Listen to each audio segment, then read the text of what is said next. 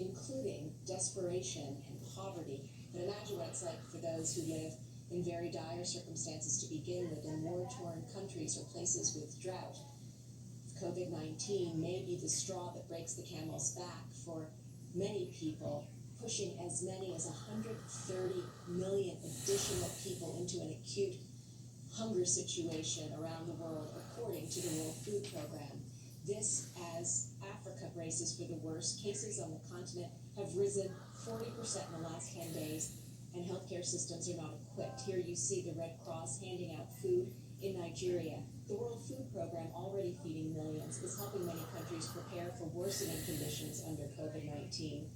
They are prepositioning supplies, both food and medical, getting components for field hospitals ready to ship out. World Food depends on donations, and they warn if it doesn't come through from donor countries, perhaps swamped by their own domestic problems, the result could be deadly. Before COVID even hit, we had 135 million people around the world marching toward the brink of starvation because of wars, conflicts, and weather extremes and deteriorating conditions in many different countries. And now on top of this, COVID. This is a catastrophe.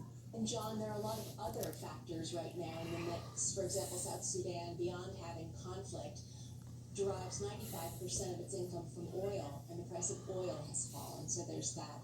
Then Ethiopia depends on tourism for 50% of its GDP. That is all but dead now. And finally, think of all the children around the world who rely on school lunches, often for their one nutritional meal of the day. And now with schools being suspended and quarantines in place, that is simply not happening. John. Amy Kellogg. Amy, thank you. And that's a look at some stories from around the globe. Meanwhile, the commander of the new U.S. Space Force calling the military satellite that Iran launched into orbit last week a, quote, tumbling webcam in space. However, it is Iran's first such launch. And Secretary of State Mike Pompeo says it shows that Iran lied when it claimed its space program is for peaceful purposes. It may have the technology to make ballistic missiles able to hit the United States. Pompeo is calling for an extension of the United Nations embargo on such activities by Iran, which is due to expire in October. And the United States Army is moving ahead with its plan to hold its graduation ceremony at West Point, where President Trump is scheduled to give the commencement address.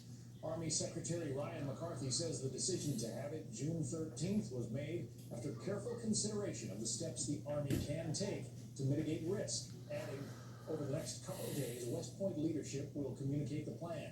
We are putting the appropriate measures in place to respond to the COVID-19 crisis and to protect our force, cadets, and families.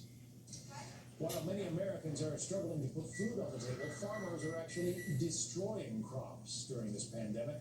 Up next, we'll tell you why and how the White House plans to fix the problem. How can Experian Boost help you? Experian Boost is a game changer. My credit limit went from